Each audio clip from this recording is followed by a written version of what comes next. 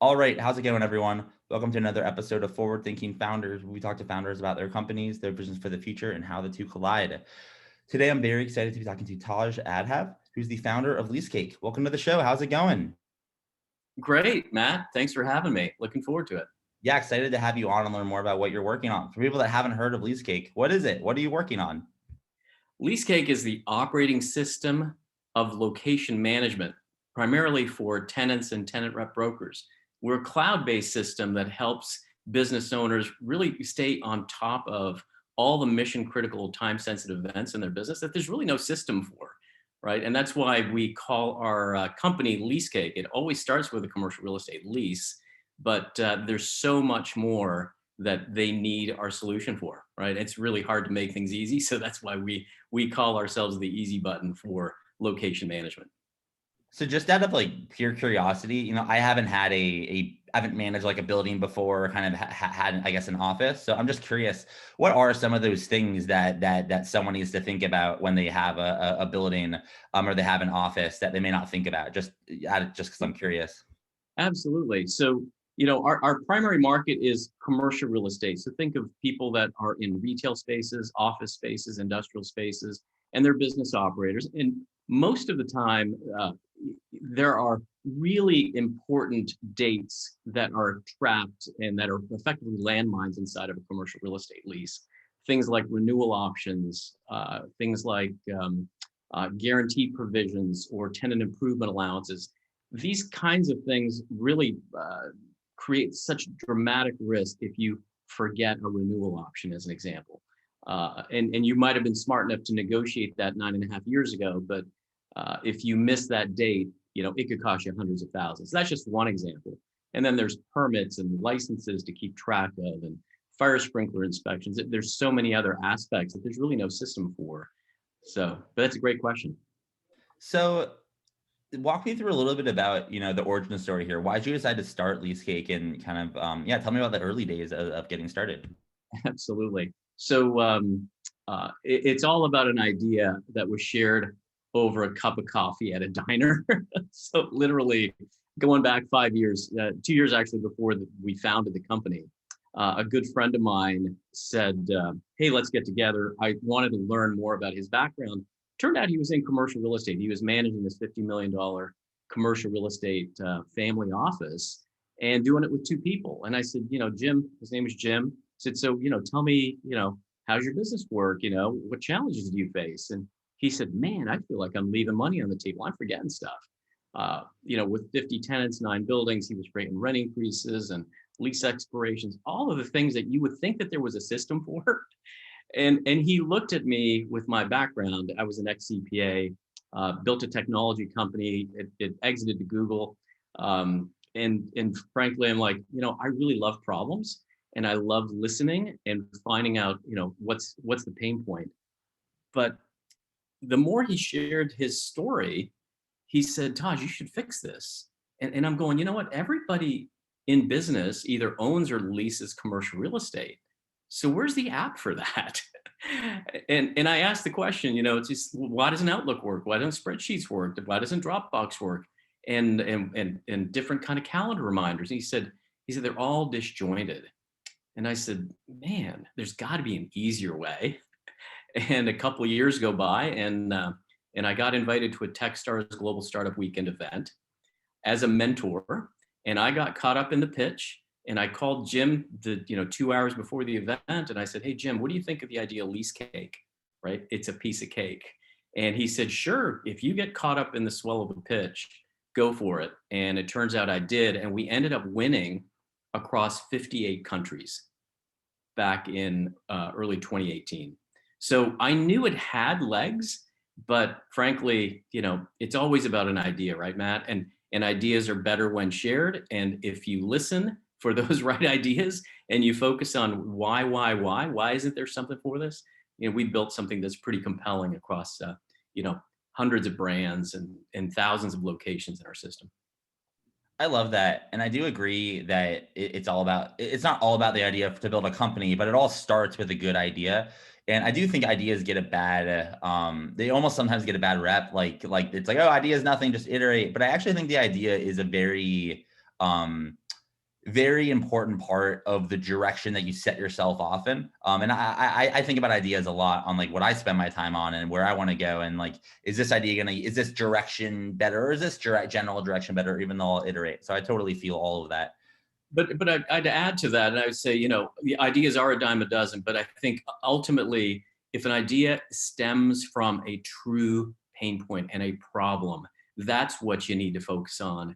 And frankly, it's the execution of trying to fix that problem that matters the most. 100%. I 100% agree.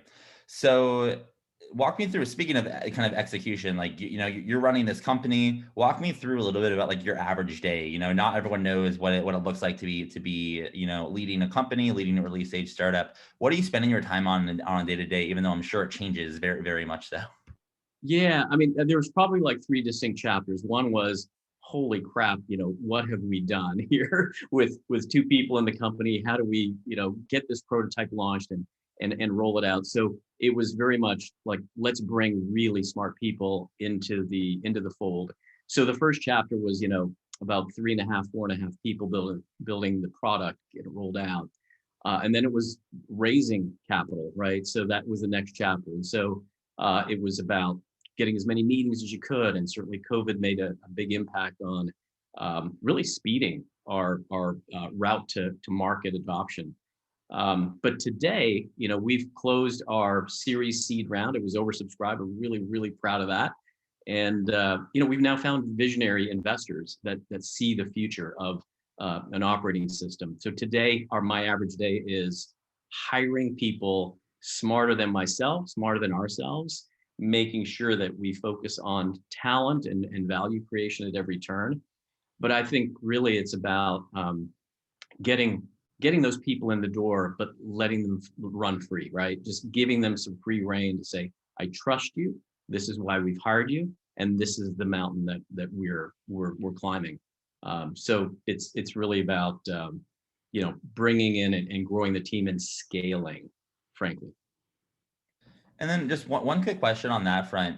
Selfishly, because I'm curious, I don't ask this often, but I'm curious because you brought it up. Like, what's the first thing that you do? Like you say, you raise money. Congrats on that. Now you're hiring. What was the first thing you did when you're like, great, like the money's in the bank. Now it's time to hire. Like what? Not like literally the first thing, but how do you think about making that shift of activity, and like, what do you spend your time on just like right after you make that shift? What's the first, like, is it a job board? Do you work your network? If you're open to sharing. No, Matt, that's a really good question, because I think it's pretty insightful. The day that money hits the bank, your world changes, right? And the journey of anyone's career, from idea to raising to now scaling. That next morning, I was like, okay, how do I make sure I'm focused on the right thing? And it's absolutely all about hiring. What are the gaps in the company? I think at that point in time that we raised, we had like 7 full-time people. Now we have 14. We just we extended an offer this morning.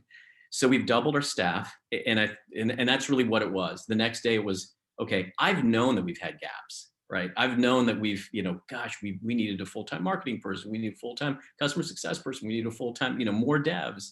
So it was literally spinning up as many of those job descriptions and just pushing the button out there, getting our network engaged. I think in the startup ecosystem, you become this APC, right? And an APC is an awesome people collector. and as you collect these people, and David Cohen from Techstars, he I think coined the phrase, or I certainly am using the words that he chose. But an APC is what you do as a founder, is you engage that network and say, okay, listen, I need to hire really great developers. Who should I reach out to? I need to hire really great marketers. Who should I reach out to? So for me, that next morning, it was talent, fill the gaps.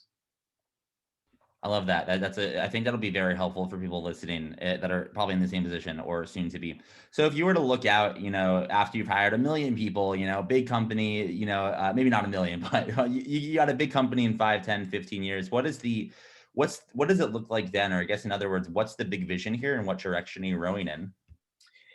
Yeah, so it was pretty clear from the outset when we launched. It was that question, right? Where's the app for real estate? Where's the app for location management? We we fundamentally see this as a solution that deserves to live on everyone's mobile device. I continue to be astounded by not that this is not just a US based problem, not just a North American problem. We have locations around the world now and markets around the world that are reaching out to us and say, hey, when can we roll this out? You know, the question that we ask, the things that live on your home screen on your mobile device now are probably the things that you can't live without. And our question is, where are the things that you can't work without? If you looked on your home screen, that's what we're solving, right? A consumer-centric design that has the same applicability as, LinkedIn for lease management, Dropbox for location management, all of those things that you use to live.